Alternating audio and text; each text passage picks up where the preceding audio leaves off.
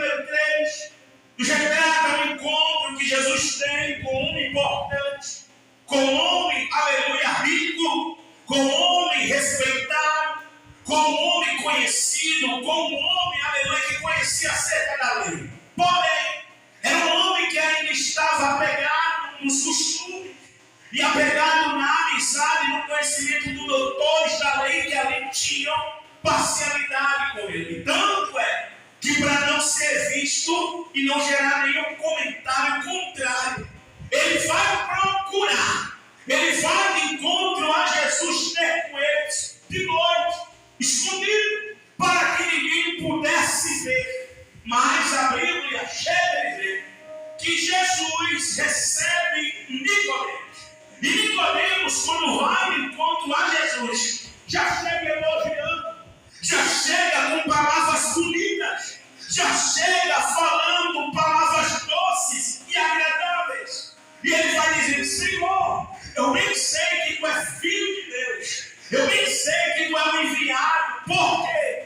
Porque ninguém pode realizar milagres, ninguém pode fazer tantas coisas grandes, maravilhosas e poderosas se Deus não for com ele. A Bíblia diz que na mesma hora Jesus olha para Nicodemos e diz assim, João 3,3: na verdade eu te digo, se não nascer de novo, tu não pode entrar no reino do céu. Jesus fala acerca do novo nascimento. A Bíblia diz em 2 Coríntios 5,17 que Paulo vai dizer o seguinte: se alguém está em Cristo, nova criatura é, e as coisas velhas já passaram e tudo se fez novo. O apóstolo Paulo também disse: não mais vivo eu, mas agora Cristo vive em mim. E aqui ele fala de uma transformação, de uma regeneração, de uma mudança da pessoa, aleluia, passar a ser uma pessoa nova, a se tornar-se uma nova criatura, a sair da condição, ou seja, de criatura, e tornar-se filho. Daqui João capítulo 1, verso 12: mas a todos os quanto receberam, foi-lhe dado o direito, o poder de ser feito filho de Deus. A Bíblia vai deixar bem claro que Nicodemos não entende e não compreende, porque o apóstolo Paulo diz lá em Coríntios que o homem natural não pode decidir nem conhecer das coisas espirituais. Mas me chama bastante a atenção, aleluia, que Jesus explica para Nicodemos, e Nicodemos não entende. E ele vai dizer: como é que pode um homem já velho voltar a entrar no ventre da mãe, tornar a nascer? Como é que isso é possível? E Jesus disse: isso aí não é possível. Por quê? Porque não é acerca desse nascimento que eu estou dizendo. Um homem estudado, um homem de entendimento, um doutor da lei, com a mentalidade infantil. O que é que eu vejo? Pessoas que precisam ter maturidade espiritual e crescer. Paulo chega bem claro, vai dizer, lá no livro de 1 Coríntios, capítulo 13, verso 11: quando eu era menino, pensava, agia, falava como menino, mas logo cresci e acabei com as coisas de menino. Lá em Efésios, o Senhor usa Paulo, Deus usa Paulo, dizendo que nós não devemos ser meninos na malícia, mas devemos, aleluia, praticamente entender as coisas que Deus tem para a nossa vida. Mas Jesus vai explicar a Nicodemos, aleluia, que o vento sopra onde quer e ouve a sua voz, mas não sabe de onde ele vem nem para onde ele vai. Assim é aquele que é guiado pelo Espírito. E Jesus é bem claro dizendo que é Espírito é Espírito, e o que é carne, cadê o glória? É carne.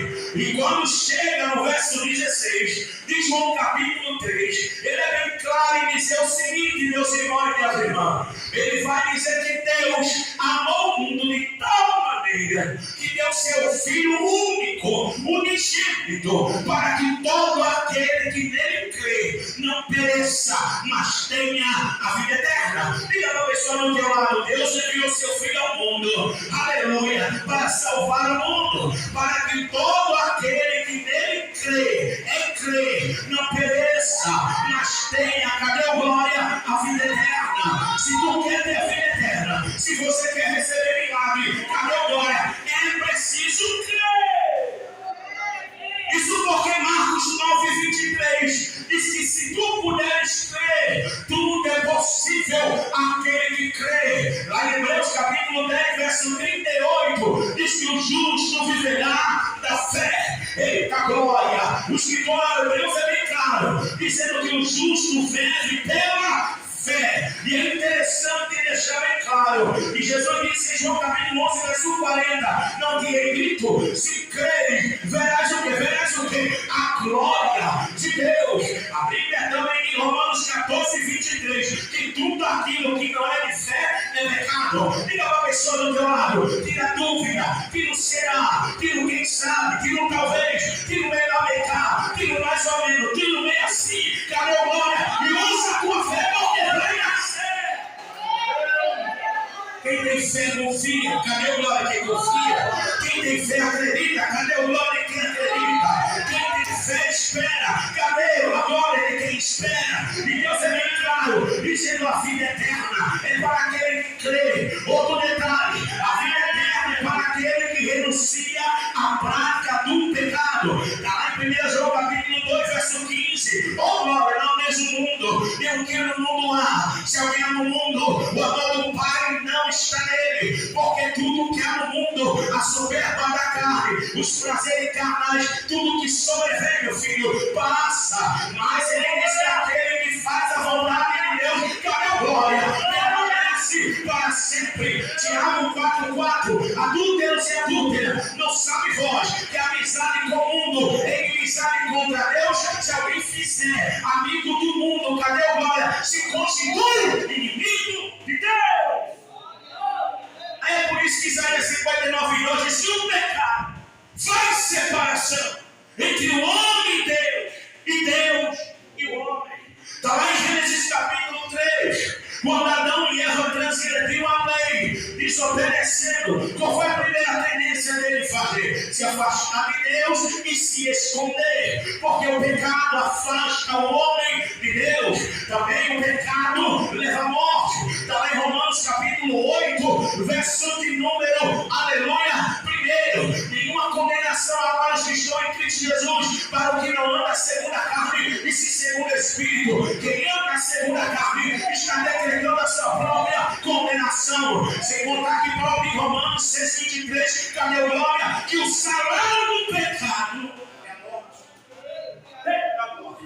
E Jesus é bem claro, a vida eterna é para aqueles que creem. A vida eterna é para aqueles que se regeneram.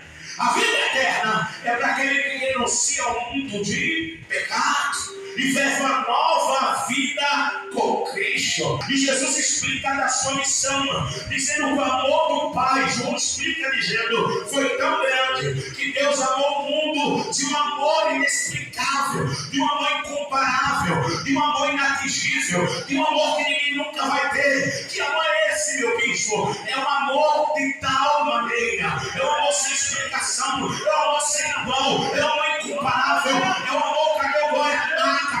É um amor supremo, é um amor superior. Cadê a glória? Diga para o irmão, tu é falho, mas ele te ama. Você erra, mas ele te ama. Você desobedece, mas ele te ama. Você que está aí no mundo, que está aí fora, aleluia, vive na prática do pecado, mas Deus te ama. Por que, meu bispo? Simples, porque ele ama o pecador. Levanta a mão de glória, mas amor é esse. Então Deus enviou, mandou, deu, concedeu o seu filho, entregou ele ao mundo dando como presente. E que presente maravilhoso! E foi bem claro, foi seu único filho, dizendo que ninguém pode fazer isso, abrir mão do seu único filho para dar para morrer em morte de cruz ou para dar para morrer por alguém. Eu tenho certeza que nenhuma mãe aqui, nenhum pai, se eu perguntar tu dá teu filho para morrer por alguém, vai dizer não. Principalmente com pessoas que blasfemam, com pessoas negligentes, errôneas, que vivem na prática do pecado, que não valoriza ninguém. e que muitas vezes não são merecedores, mas a Bíblia diz que é pela graça. É como diz em Efésios: pela graça sois salvo, e isso não vem de vós, cadê o glória? É dom de Deus. Diga por ele: é pela graça, pela graça, pela graça, é pela graça que nós somos salvos. E aí, cara, Deus, 17 de João capítulo 3, porque Deus enviou o seu Filho ao mundo, não para que o mundo fosse condenado, mas sim para que o mundo fosse salvo por ele. Isso porque Paulo explica em 1 Timóteo capítulo 2, aleluia, verso 4, dizendo que Deus não quer que ninguém se perca, mas que todos cheguem ao pleno conhecimento de quê? Da verdade. Ele quer almas, diga por irmão, ele quer almas. Ele quer resgatar vidas, ele quer salvar pessoas. Oh glória! Ele deixou o livre-arbítrio para que o homem possa escolher. Ele deixou dos caminhos o céu e o inferno. Ele deixou dos caminhos a luz ou as trevas, a morte ou a vida. E eu escolhi a luz. Eu escolhi, oh glória, o caminho da vida. Oh glória, quem escolheu a vida, quem escolheu a luz. Levanta a mão da glória. E quem é a luz, quem é a vida. João 14, verso 6, Jesus diz: eu sou o caminho, eu sou a verdade e sou a vida. Não adianta pegar atalho, não adianta ter conhecimento, ter amizade, porque ninguém vai ao Pai, cadê a glória? Ninguém pode adquirir salvação, ninguém pode adquirir a vida eterna se não for por mim. Cadê a glória para Jesus? Nós não merecíamos, mas Ele morreu por nós, se entregou por amor. Diga: Deus se entregou na cruz por amor à nossa alma. É bíblico. Lá no livro de 1 Coríntios, capítulo 7, verso 23, diz: porque foste comprado por um bom preço. Rapaz, lá no livro, oh glória, de 1 Pedro, diz o seguinte: meu filho, porque não foi com coisas corruptíveis que fosse comprado, com ouro nem prata, mas foi pelo precioso sangue de Cristo, como um cordeiro imaculado, oh glória, sem mancha, sem mácula, sem pecado. Eita glória! E a Bíblia diz que o significado deste sangue, de Jesus derramar seu sangue por amor da nossa vida, e ter morrido por nós na cruz do Calvário, foi para quê? Lá em 1 João capítulo 1, verso 7, dizendo assim: se andarmos na luz, como Ele na luz está, temos comunhão um com o outro, e o sangue de Jesus Cristo, cadê a glória? Nos purifica de todo, cadê a glória? Pecado. Mas para ser purificado, tem que andar na luz. Mas para ser purificado, tem que ter comunhão um com o outro. Eita glória! Aí o sangue de Jesus, levanta a mão da glória forte, vai nos purificar de todo pecado. Vem para a igreja de glória para Jesus. Aí Jesus é bem claro. Lá no livro de Lucas 19, verso de número 10, dizendo que o Filho do Homem veio salvar e buscar todos aqueles que se haviam perdido. E em Mateus capítulo 11, do 28 ao 30, ele deixa um convite: vinde a mim, todos os que estão cansados, sobrecarregados, oprimidos, que eu vos aliviarei. Tomai sobre vós o meu jugo e aprendei de mim, que sou manso e humilde de coração, e encontrarei descanso para a vossa alma, porque o meu jugo é suave, cadê o glória? E o meu fardo é leve. Olha o que Jesus diz assim, ó: ei, o Filho, eu fui enviado pelo Pai, não é para condenar o mundo não, rapaz, porque Jesus não condena ninguém. A pessoa mesmo que se condena pelas práticas do seu pecado, pelo seu erro, aleluia, pelas suas iniquidades. Enquanto a vida, a esperança, mas depois que morre sem paz, sem Deus e sem salvação, segue-se ao juízo. Levanta a mão na glória para Jesus. E eu quero dizer, meu filho, Jesus está voltando. A vida dele é citada na Bíblia 1845 vezes. E temos os sinais na política, temos os sinais na natureza, temos sinais na vida do ser humano, temos sinais no planeta Terra. Levanta a mão na glória. Ei, Jesus está voltando. Diga para a tua igreja: Jesus está voltando. Crente que é fiel, crente que anda de acordo com a palavra, crente que vive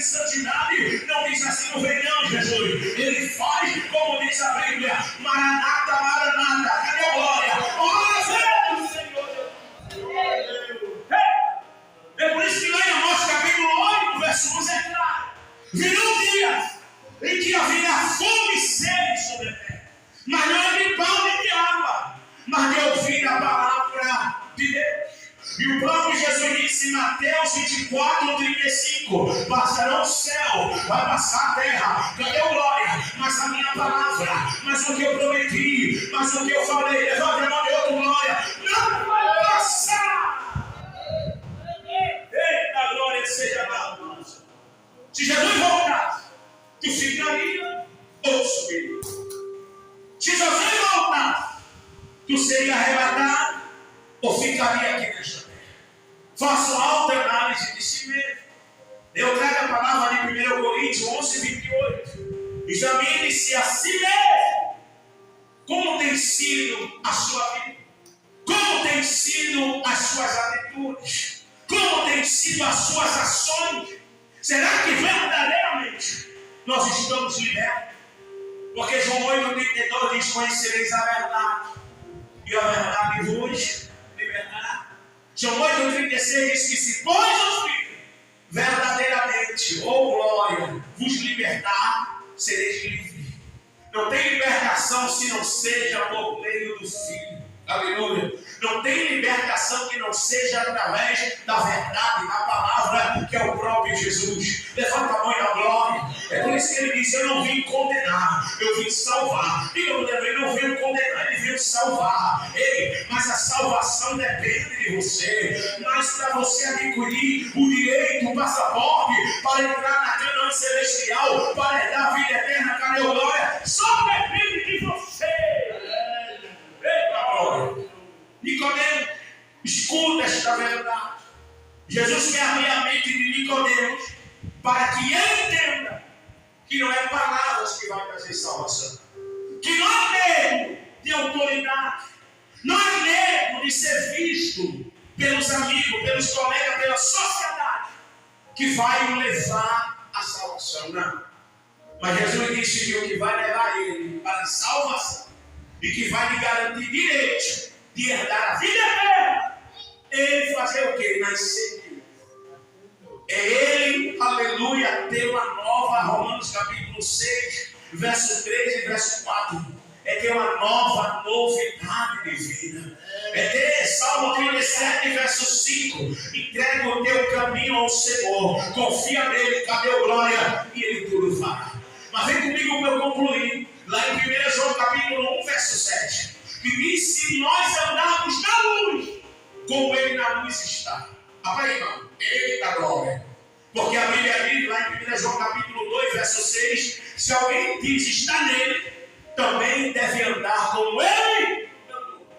E lá em Gênesis 5, 24 diz: quem ouve andou com Deus e não se viu nada, porém para si Deus o tomou. Isso aqui é forte, porque lá em João 8, 12, Jesus disse: eu sou a luz do mundo.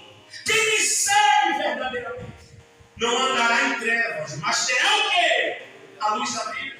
E lá em 1 João capítulo 2, verso 11, diz que as trevas lhe cegaram os olhos. E aqui ele chama a atenção para dizer que tem que andar na luz.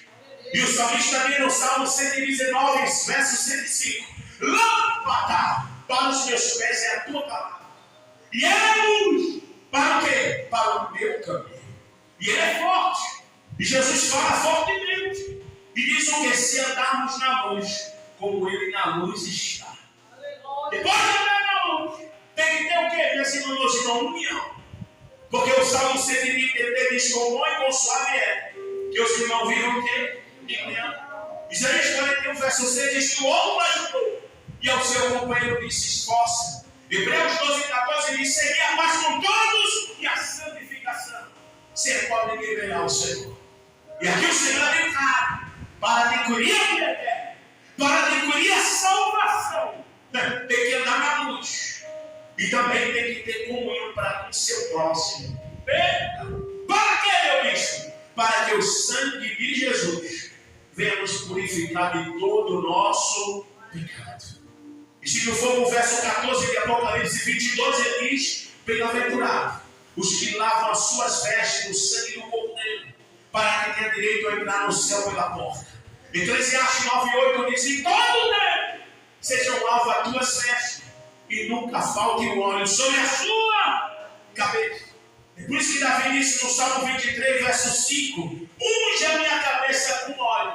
e o meu cálice faz o quê? Transborda. Jesus é bem claro, dizendo: eu não quero condenar, eu quero salvar. Eu não quero ver vidas oprimidas, eu quero ver vida liberta.